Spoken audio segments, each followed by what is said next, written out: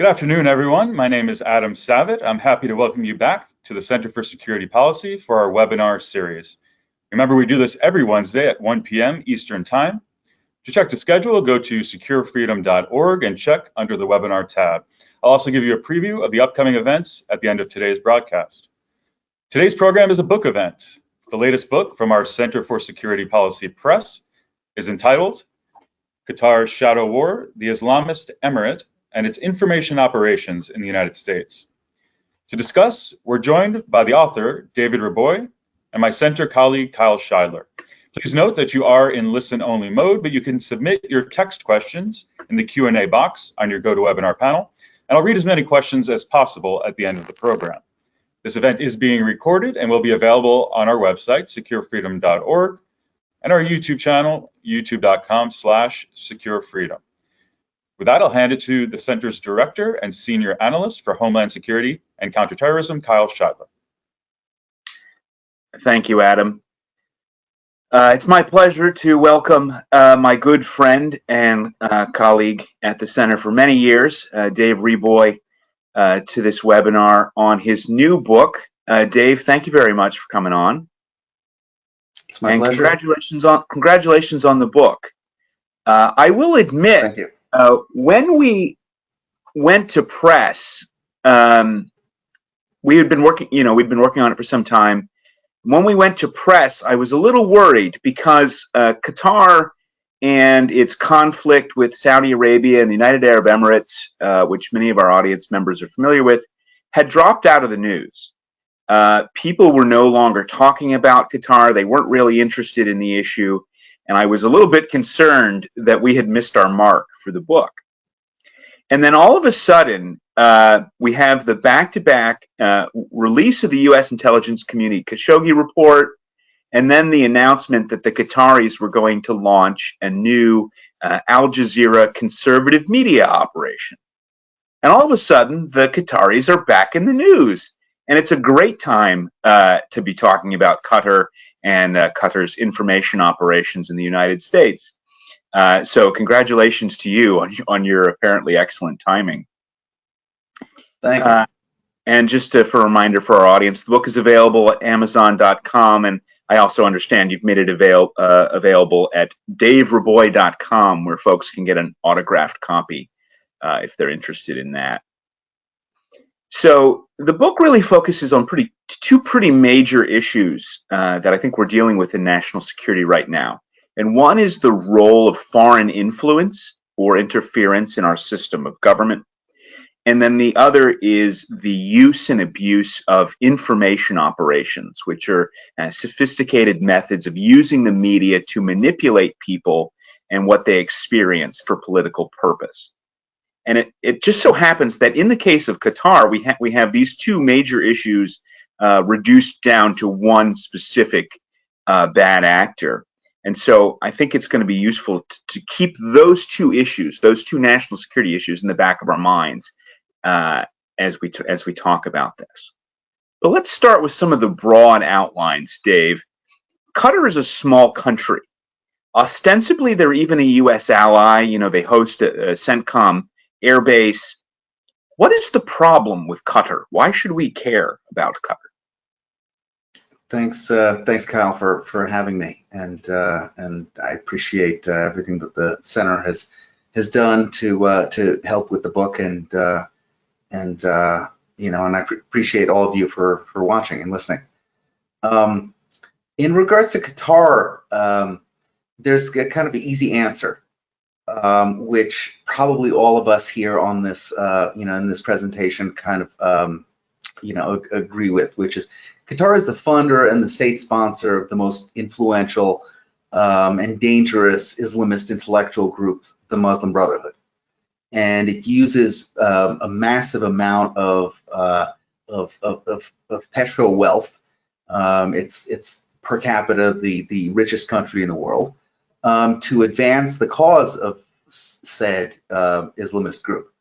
And so for Americans or others who kind of understand the threat of the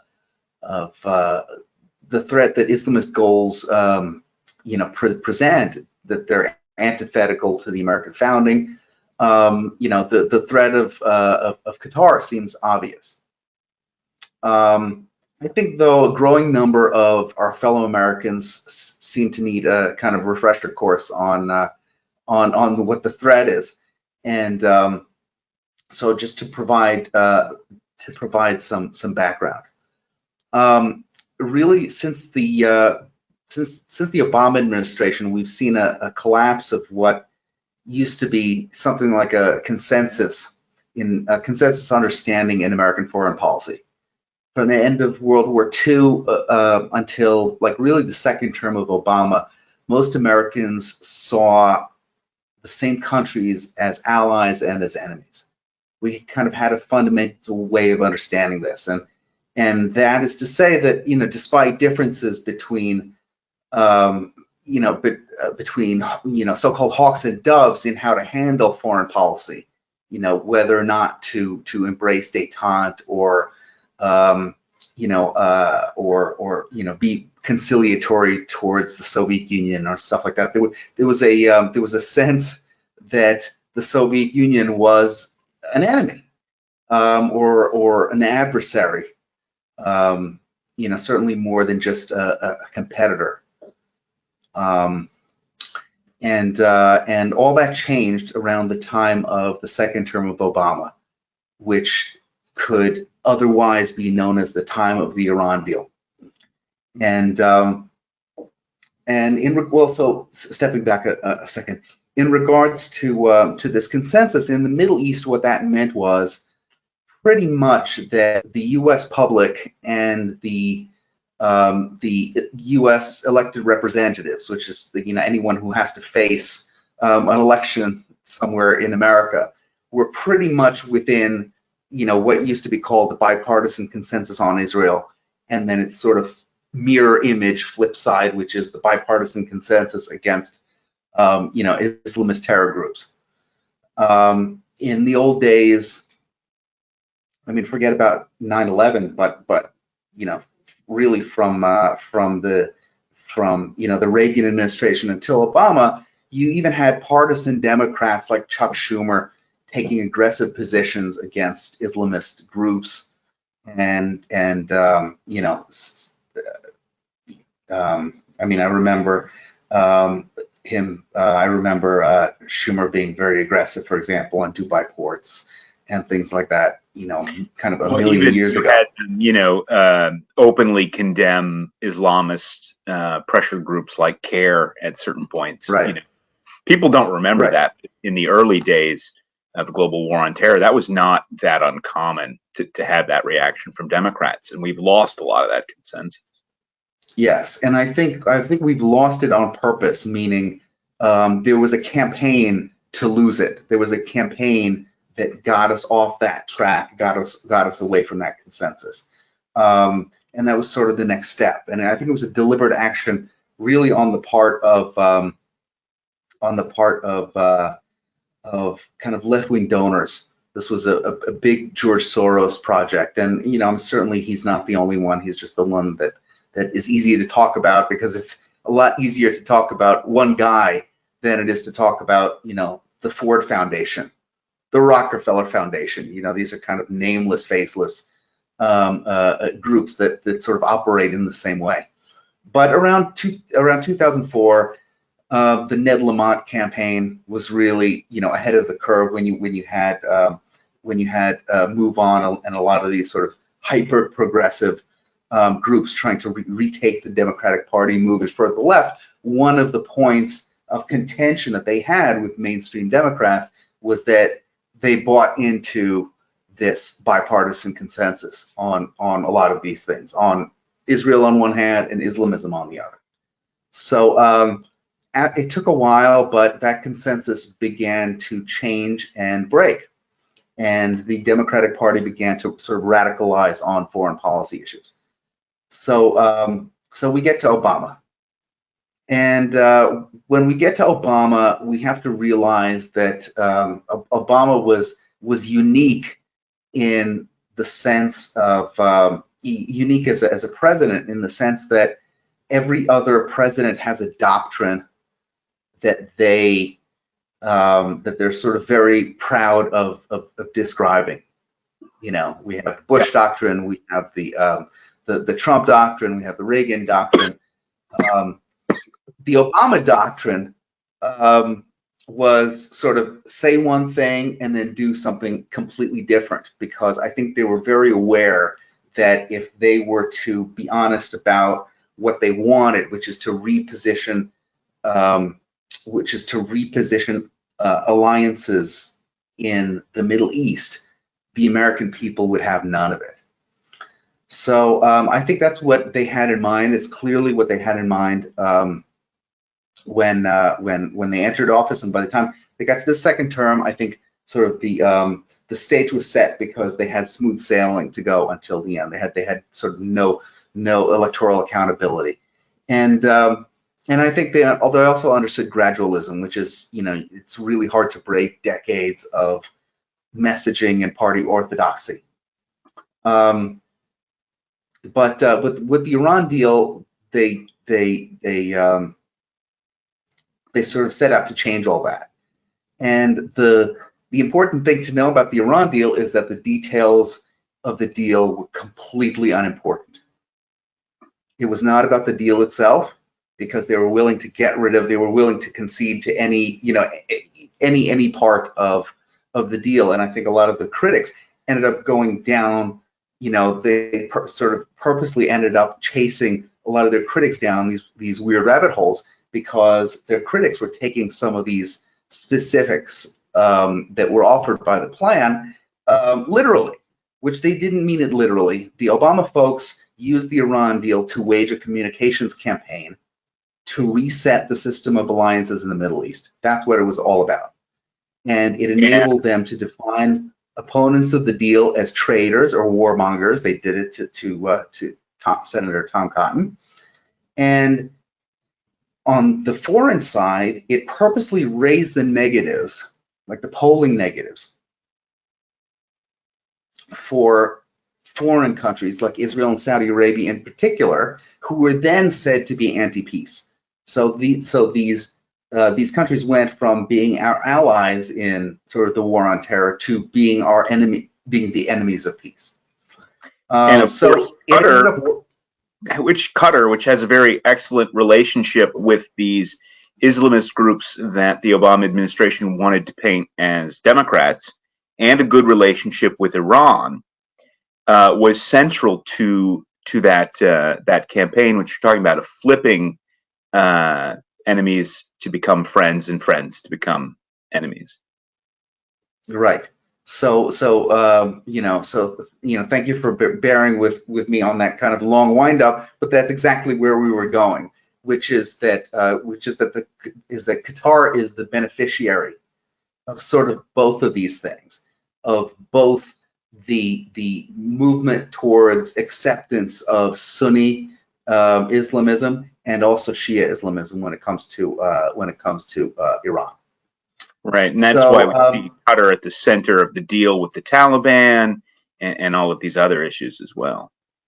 Right, exactly. So that kind of answers the question for, you know, sort of why why Qatar, why does it all matter, how does everything sort of fall together. And the other aspect too is that this campaign against our traditional allies, let's say Israel and Saudi Arabia in particular, though there are other countries in this constellation too, like Egypt and UAE, you know, to the extent that, you know, that they get involved, the sort of negative numbers for these countries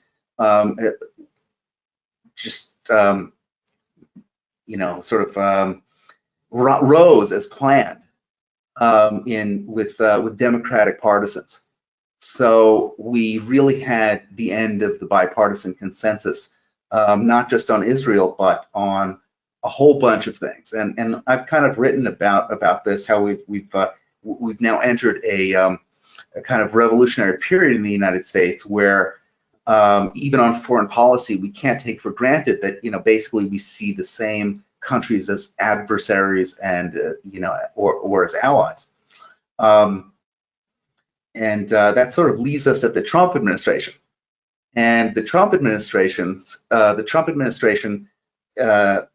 decided very early on that it would sort of reverse this Obama trend, meaning it would re-embrace our traditional allies and sort of on one hand wipe away the Obama years in the Middle East, but on the other hand be the beneficiary of an amazing thing that happened during the Obama years, which is that, you know, as Obama shifted towards Iran in particular and Turkey in particular, both Israel and Saudi Arabia looked at one another and said, you know, and of course UAE and Egypt as well, they all looked at each other and they said, wait a minute, if the United States is not going to have our back as allies in the region, we need to have our own backs.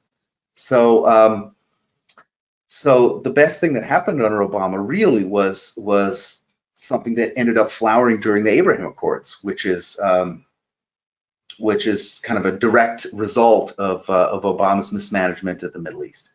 And on the other side of that you know, realignment, on the other side of the Abraham Accords, we find Qatar, and it's in Qatar's interest to you know, the former allies of or the kind of traditional allies of the United States in the region, Israel and Saudi Arabia being the big ones, just so happen to be Qatar's main adversaries. So it's sort of perfectly positioned during the Trump years to be you know, to be a country in favor from the point of view of kind of partisan Democrats or, you know, a Trump deranged media. Yeah, and so that gets me to sort of my second point, or one of the other points, which is, so we enter an environment in which we have the Trump administration working together with the Israelis and some of the Gulf states to form the Abraham Accords, sort of bringing countries which we have security relationships with together to each other and to operate with each other. Qatar is the opponent of this. Their goal is to break it up. And we saw very early on the Trump administration was pretty aggressive in the media about Qatar. And then all of a sudden, that disappeared. And we no longer saw the pushback against Qatar from the president on down. And you get into the book. In the book, you get into how this was done. Can you walk us through briefly how it was that the Qataris responded to this campaign and were able to sort of successfully neuter it? Right. Well, just to give you an idea, the campaign started in the summer of 2017. So a few months after Donald Trump came into office, the GCC country, the Gulf Cooperation Council countries, led by the Saudis, but also including Egypt, also including Jordan, also including UAE and Bahrain, got together and they gave the Qataris an ultimatum. And the ultimatum was, you guys need to stop doing these things, these 13 things, or else we're going to we're going to blockade you. And the 13 things had to do mainly with things like Qatar's relationship with Iran, Qatar's sponsorship of Al Jazeera, which sort of incubated revolutions in the region and within their countries. You know, Qatar's relationship with the Muslim Brotherhood, et cetera, et cetera. Now, if you go and you look at these 13 requirements, these seem, or 13 demands from you know, primarily the Saudis and the Emiratis, these 13 demands were things that, you know, sort of you and I had on our wish list for the last 20 years. Yeah, exactly. And So when I saw that, I when I saw that, I kind of scratched my head and I said, wow, this was, this is a completely new and different posture, likely coming from the young anti-Islamist crown prince of Saudi Arabia, MBS, and this is a really good start. We want them to be doing these things. It is, the U.S.-Saudi relationship is long and full of ups and downs, but there's no question about it. We want to correct what is wrong, and we want to take advantage and improve what is right. And we have a lot of things to gain from that relationship. Especially, I mean, throw everything else away. If you've got the most prominent Muslim country in the world, where Mecca and Medina are, being an anti-Islamist regime that's cracking down on the Muslim Brotherhood, that's awesome. That is just that is an undeniably great thing from the kind of anti-Islamist perspective, and I think the American perspective. So they issued these demands. Qatar said, go fly a kite. We're not going to do it, which made perfect sense, because if you understand the history of Qatar, you understand, it's especially in the 20th century, you understand that there's no way that they're going to abandon the Brotherhood. Qatar, the Al Thani royal family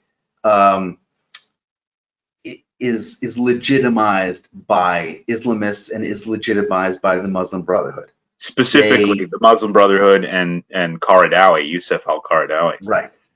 Right. Sort of in the source code of Doha, to a certain extent. Yes, exactly. And they're not going anywhere. And as a matter of fact, immediately after this this thing happened, the Emir of Qatar made a special point to appear in public with Qaradawi and kiss Qaradawi on the cheek, sort of to prove the point and to show that, buzz off, we're not going anywhere, and the Brotherhood is not going anywhere.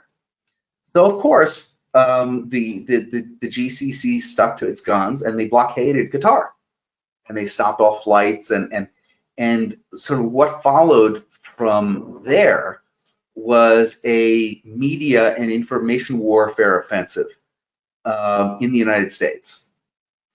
That summer, President Trump, I think rightfully, came out on the side of the Saudis and Emiratis and GCC, and he said that Qatar has in fact been doing these things. Then came the pushback, and the pushback was massive. And my book talks a lot about why the pushback was massive, and really the pushback had to do with two main vectors. Number one is the information operations, the influence ops and info ops that were waged by Qatar against key decision makers in the United States, as well as the media, etc. But number two is the big thing, which cannot be forgotten, is the fact that the Qataris have the biggest possible weapon up their sleeve, which is the U.S. military and the U.S. defense establishment. Because since they have been home since I think 2003, 2004 to the largest U.S. air base in the region, they're not going anywhere. They've got the military in their pocket, and as soon as a politician, even the president of the United States, wants to get tough with Qatar for its bad behavior, boom, you've got the generals showing up and saying, sir, Mr. President, we've got our troops there, blah, blah, blah, blah, and they're really not so bad, and, let's work with them, and everybody knows what the game is. But because the Qataris have been able to sort of successfully implant, have been successfully able to host the U.S. military on their property, it gets them a get out of jail free card with regards to their bad behavior. So those are kind of the two big things that that exist simultaneously. So you talked about how the Qataris set up information operations in order to respond to this pressure. But maybe for our audience that isn't familiar what we mean when we say information operation, can you lay out exactly how one conducts an information operation, what the purpose is, and sort of give us a framework for understanding this? When you say the Qataris launched an information operation, what were they doing? Sure. I've got a definition that I think kind of works, and if you don't mind, I'm just going to read it. Sure. Information operations take place primarily within the confines of public discourse, using mass media to disseminate weaponized information. So it's weaponized, meaning that the consumer or the target of information is given information that leads them to a conclusion about a topic, and a determination to commit to a course of action based on that information. So we can say that. So I mean, information operations in many ways work like you could say in a way that they work like advertising, which is you read in a magazine that a particular garden hose is very good. Okay, that's advertising. Or you see an ad for a garden hose, and then you say, okay, well, that's advertising. That's not really an information operation. But then you see someone who's talking on TV, who you trust, who's talking about garden hoses, and that may very well be an information operation. So the sort of key to all of it is the media, and that's sort of what we're talking about. Influence operations are different because they depend on specific kind of specific decision makers being approached by trusted people who will sort of gain their trust. It's more of like a kind of stereotypical con situation where they may have something over you. You have, there are a variety of ways of sort of persuading someone to make a decision that that isn't necessarily based on the facts at hand. And but of course, information operations go together, right? So we saw in the Qatar example, influential people being invited to Qatar, being given opportunities, and then they come back and they get on the media and they say, well, actually, Qatar's not that bad. They're doing X, Y, and Z, and so on. So there's a linkage there as well, because you need to build the influencers for you. The two go together precisely. So, for example, if I conduct an influence operation on you, consisting of, well, I give you some sum of money, or I take you out to nice dinners, or I give you, if you're a reporter, I give you free scoops all the time. I'm a really good source. And then let's say I, take you to Doha, to Qatar, and I put you up at a 5-star hotel, and I give you whatever you want, and you have a good time. You take your wife, you make a nice vacation out of it, blah blah blah blah, and maybe there's a Swiss bank account somewhere that nobody knows about, all that stuff, and then it becomes and then you are convinced to help me out and help out my cause. So you happen to be maybe a journalist or an expert, or you're at a think tank and you go on TV and you start talking about a lot of stuff, and you say, you know what, I'm going to go and I'm going to talk favorably of Dave and his particular cause and his new book. That in his new book. And now that becomes an information operation, because you are now disseminating to the public.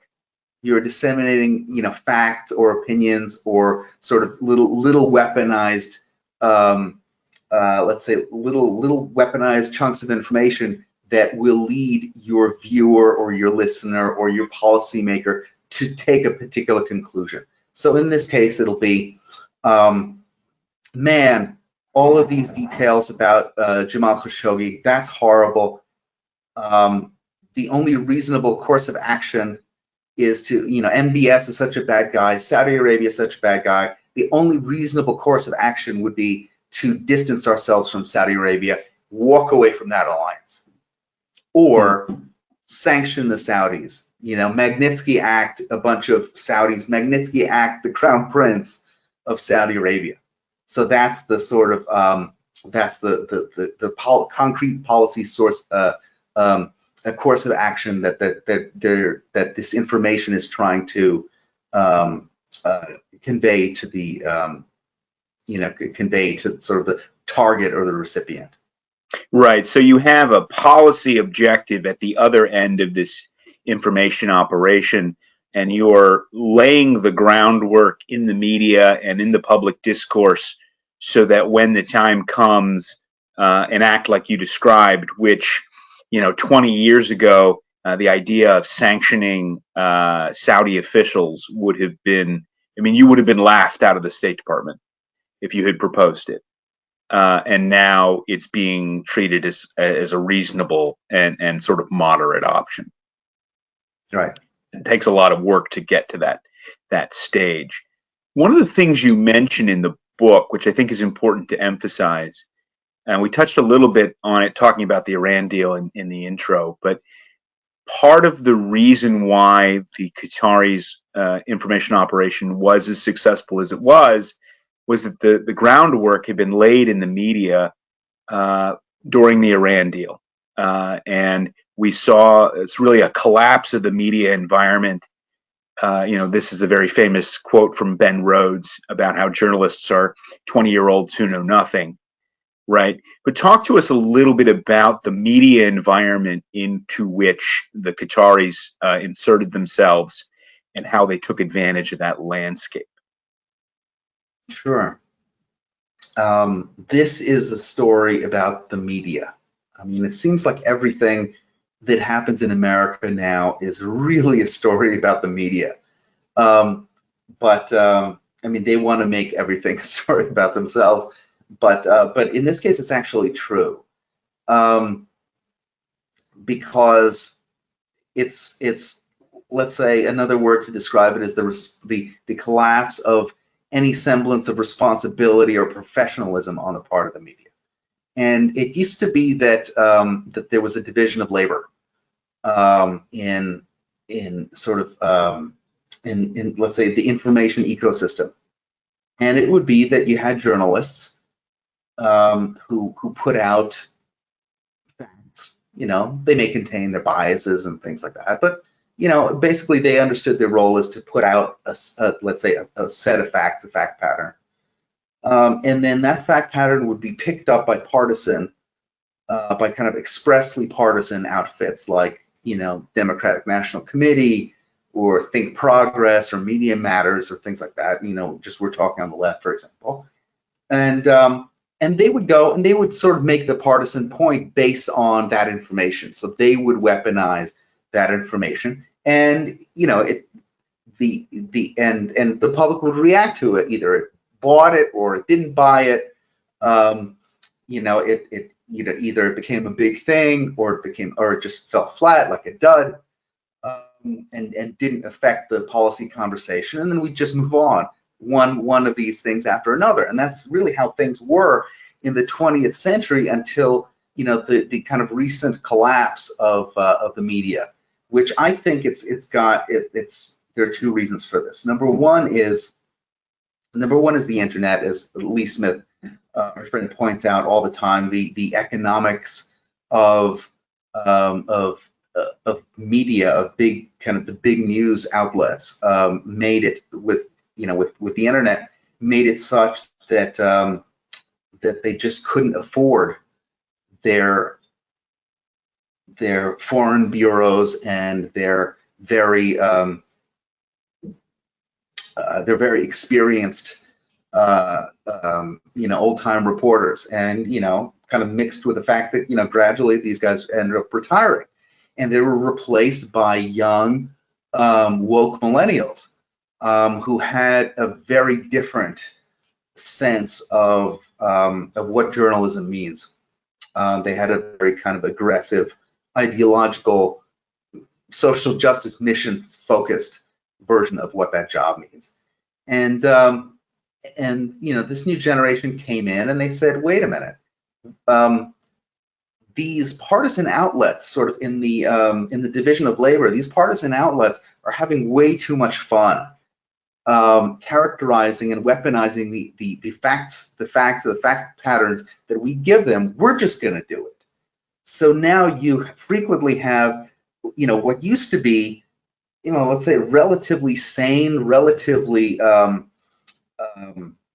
mainstream and sort of, journalistically ethical media outlets saying things that, just sort of jumping right to the point and saying things that, that the DNC used to say.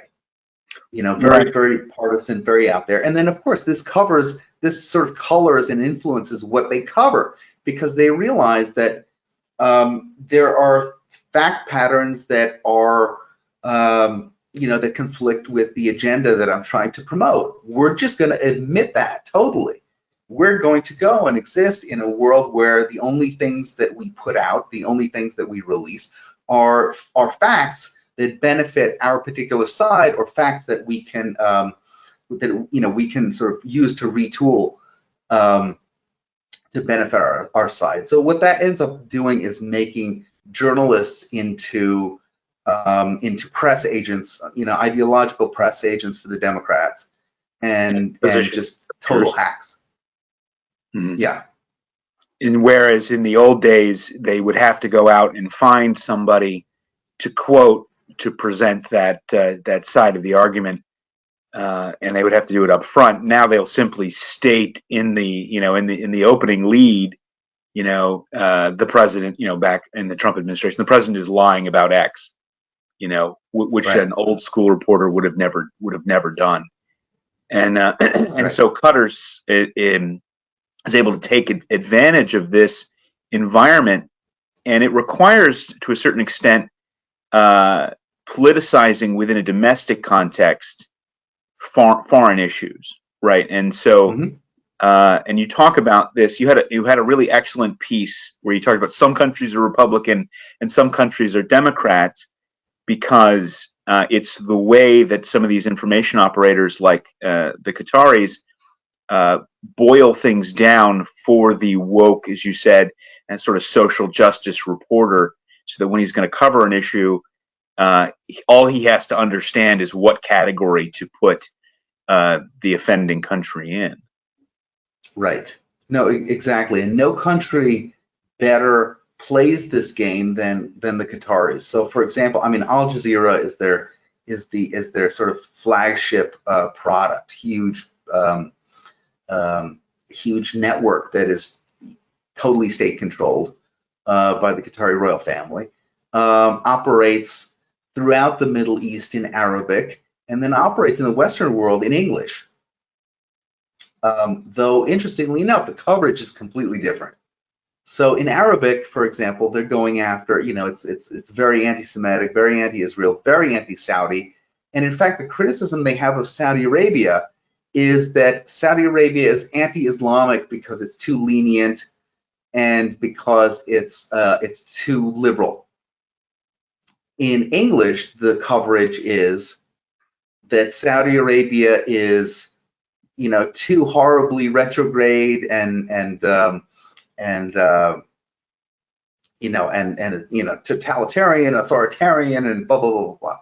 And when it comes to kind of broader issues, the Al Jazeera coverage in English is right where the Guardian is. So it's right up the alley of social justice. That's the primary concern. Most of it's in English. Writers and editors are, from not just the left, but from the far left, and they push a very kind of social justice, progressive oriented line. The fact that these two things exist simultaneously is not an accident.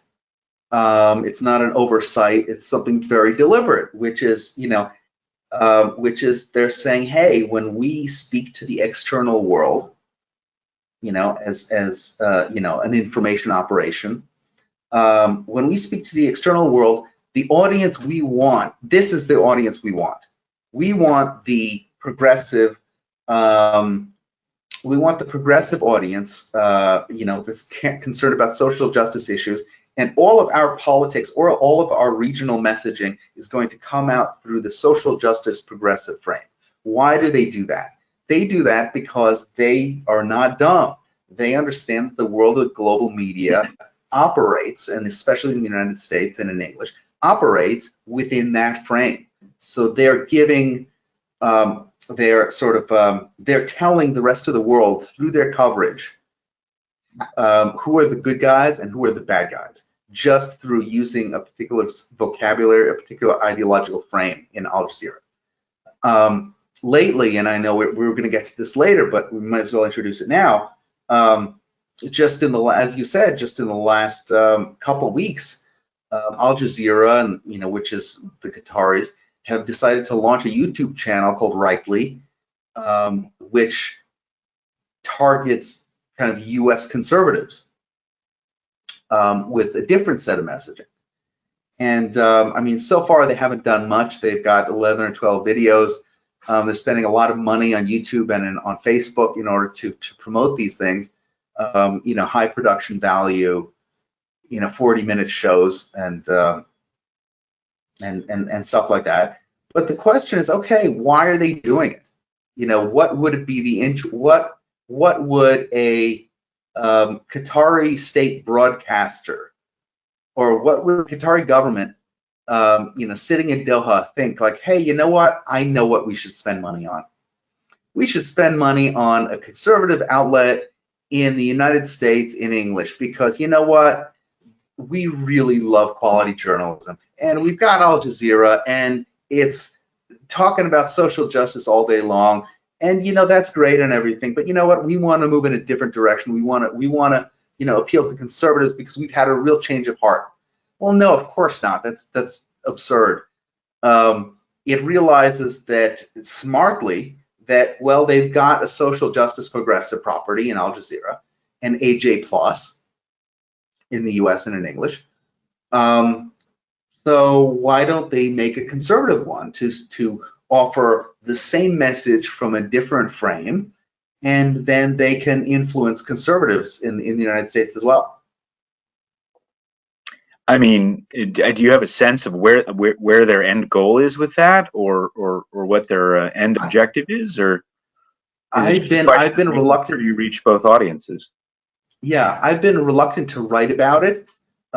So far, I've been just waiting to see and watching their content to see where they're going. And I think, as any media outlet sort of begins, there's a place where you begin, there's the idea that you have, and then there's sort of what you end up with after some trial and error.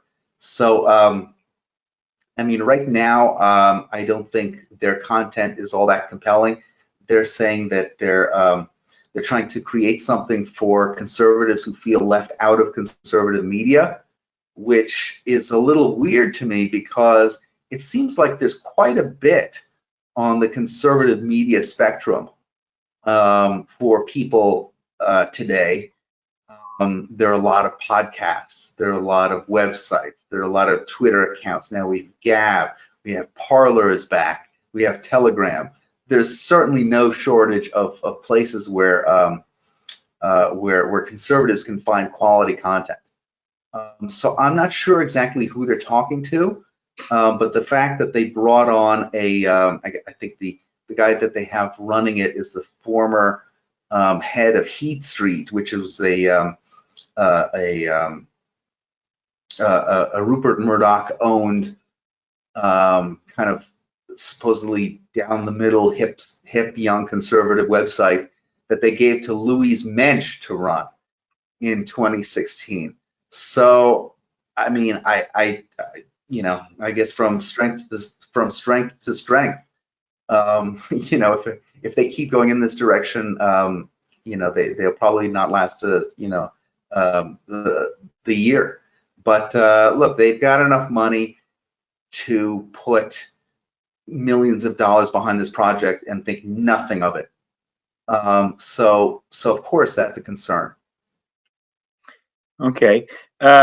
So obviously we got a little bit of time left. I'd like to bring back Adam Savitt to handle some of our questions from the audience. I'm sure we have many questions. I'm sure some of them are quite good. So Adam, go ahead and let us know what we got here. Yes, we've actually got lots, so let's get to whatever we can here. Can you talk about the ethics of information operations? Israel also invites people to visit and see conditions for themselves and sometimes pays for it. It's not inherently immoral. What is the line that makes it wrong? Sure, great question. I don't think it's inherently immoral at all. I don't think it's inherently immoral when when anyone does it. I mean, there are a couple things that we're talking about here. If we're talking about inviting folks to come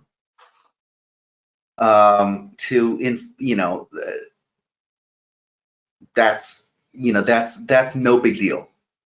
If you invite folks to come and all of a sudden the attitude of that person changes, and the point of view changes, and mysteriously, after a trip to Doha, like for example, Alan Dershowitz started writing about how wonderful Qatar was. It's a little bit absurd. So, I mean, at the end of the day, these tools and the things that I described, information operations, influence operations. I mean, in many ways, and I point this out in the book, they're kind of value neutral, in the sense that it kind of all depends on how you feel about the folks doing it. Now, of course, I mean, it's immoral. If you exchange money in order to change your opinion, in any case, that's immoral. But sort of just the idea of info ops period. It's value neutral. For example, I mean, what I'm doing right now is I'm engaging, in information ops myself. If you break it down like this, it's not necessarily nefarious. It's nefarious though if you believe that Qatar is a threat, if you believe that Islamists are a threat to the United States and to our allies. So I think that's where I think that's where the dividing line should be. But it's a great question. There were a few questions about the military basing. So what was the character of Qatar when we established our base there, and when did it change? And then does the military have any realistic alternative for positioning a regional base? Sure. Yeah, I mean,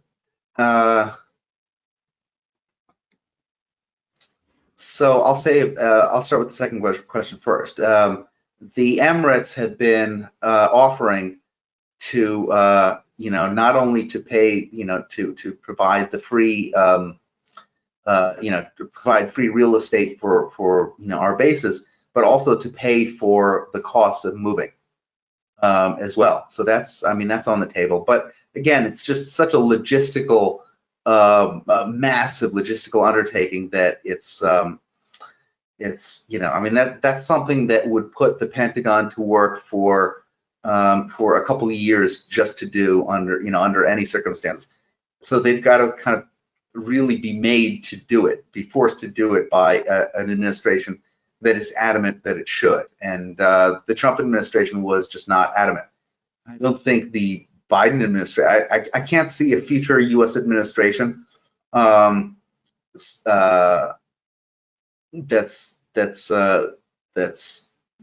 sort of Democrat or establishment Republican that's going to undertake that. And then it's large undertaking that you're almost guaranteed that they'll outrun the clock on any administration that is asking them to do it. Yeah.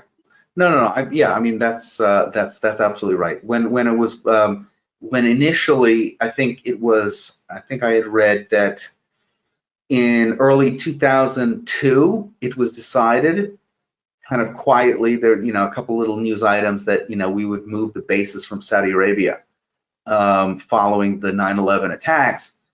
I think by the end of 2003, everything was already in Doha. The Foreign Agents Registration Act has been recently brought to bear on Trump allies. Will FARA ever be used against its intended targets, foreign adversaries? Yeah, I mean, that's a really good question. That's a really good question. I mean, we had recently in the for example, the case with kind of Trump donor Elliot Broidy. Broidy they went after him in the DOJ and I think the Southern District of New York went after him for a crime that has not yet existed, which is not violation of FARA, but is like what was it, like it was like conspiracy to violate FARA. So it wasn't a FARA violation, but he was thinking about it. So so that's what they threw at him. It does seem like, and we saw with Paul Manafort and with General Flynn and with others, it does seem like FARA is used to opportunistically target Republicans or sort of opponents of what we can call the deep state, which is rather than a loaded term, it's just kind of common shorthand for the national security aspects of the administrative state. Yeah, I mean, FARA is a way that you can go and you can crush your enemies in a kind of pretty easy way. I think that the Trump administration, the president, could have done a lot to sort of reform it and to and to make sure that it's really going after folks in a limited way when they are true egregious violators. But on the other hand, there's a sense in which there are a lot of people that argue that FARA is overly broad and and unjust, and just it's written in such a way to invite situations like this, to invite political prosecutions. I mean, you have, on the other hand, with FARA prosecutions, if it's somebody that is not opposed to sort of the administrative state, they'll just go back and say, hey, we think you really should file some paperwork on this. And people will be like, oh, okay, and they'll file the paperwork. So they can make it as light, a slap on the wrist, or as heavy as they want. And it's sort of the vagary of the term foreign agent that makes them, they can move that however they want.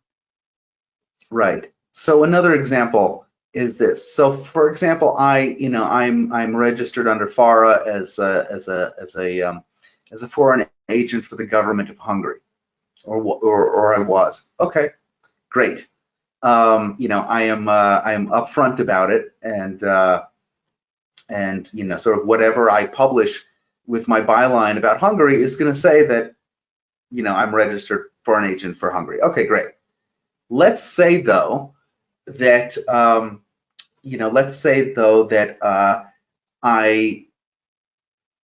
I get paid not directly through the embassy in an above board way. Let's say that I get paid through a law firm that is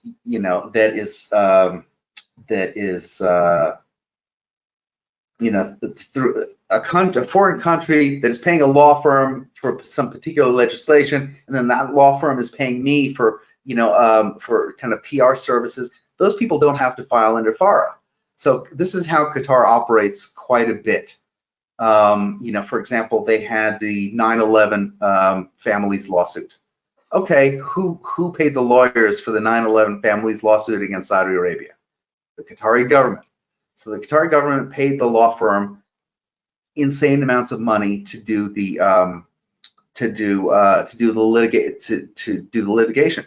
As part of litigation support, in the PR line item, they put in a ton of money, and that ton of money was paid by the law firm to particular people and particular influencers around who never have to file under FARA, who never have to do anything. So they have figured out ways to sort of to get around this. This is why I say that really FARA is a farce, because there are so many ways around it, that what you have is you only have the people who are really upfront and honest, who will tell you that they are, registering under FARA. This will have to be the final question. Are the people of Qatar behind the regime? What people? Oh. Qatar, 90% of the population of Qatar are foreign workers. What the Qatari, if you take out the folks who are with or associated with the royal family, and you take out the foreign workers, how many people do you have? Whether or not they are behind the government seems almost immaterial, because it's got to be a really small sliver. So, maybe we're talking about, 5, 6, 7% of the population. What the rest of those folks, the rest of that 90% think about Qatar, when their passports are taken from them so they can't leave, or other obstacles are put up, financial obstacles, legal obstacles, so that they can't leave. They've got foreign workers working under in terrible conditions, building the infrastructure for the World Cup. Amnesty has written about it. On one hand, you have kind of those people who are coming from Indonesia and India and Pakistan and places like that. And then of course you've got the kind of white collar workers as well, who who make good money from Europe and from elsewhere, and but they're kind of the they're kind of the support staff. Well, Kyle, if you'd like to say some closing words, and then I'll have announcements after that. Sure. And just so to finish, Dave, thank you so much. The book, again, is Qatar Shadow War, the Islamist Emirate and its Information Operations in the United States. There's a lot more in the book that we just didn't have time to get through, so it's absolutely worth your time. It's available on Amazon.com. You can also get it at davereboy.com, where I understand Dave is doing signed autographed copies. So if you're a Dave Reboy fan, that's an option for you as well. Thank you so much for joining us. I'm sure we're going to have more on this topic going forward, because I think in the 21st century, the question of information operations and manipulating the media battle space is really a major national security issue for where we're at and where we're going to be moving forward. So I'm sure we'll have you back, Dave, to talk about some of those issues. Thanks, everyone, very much for joining us. Thank you. All right, our upcoming events. Remember that these are always Wednesday at 1 p.m. Next week, the 17th, is our monthly China webinar, Ignoring the Uyghur Genocide with Sasha Gong, hosted by the Center's Michael Waller. March 24th is Veterans in the Fight, Keeping the Lights On in Texas, with Michael Mabey and Tom Popick, hosted by the Center's Tommy Waller. Well, we enjoyed having you all here today. Remember, the Center's important work is only possible because of your generous support. If you enjoy these weekly programs as much as I do, please visit our website at securefreedom.org. Click on the big red donate button in the upper right corner, where you can make an instant contribution by credit card and get information about all other methods of giving. Thanks again to David Reboy, and we'll see everyone here next Wednesday at 1 p.m. Thanks a lot. Thank you. Thanks.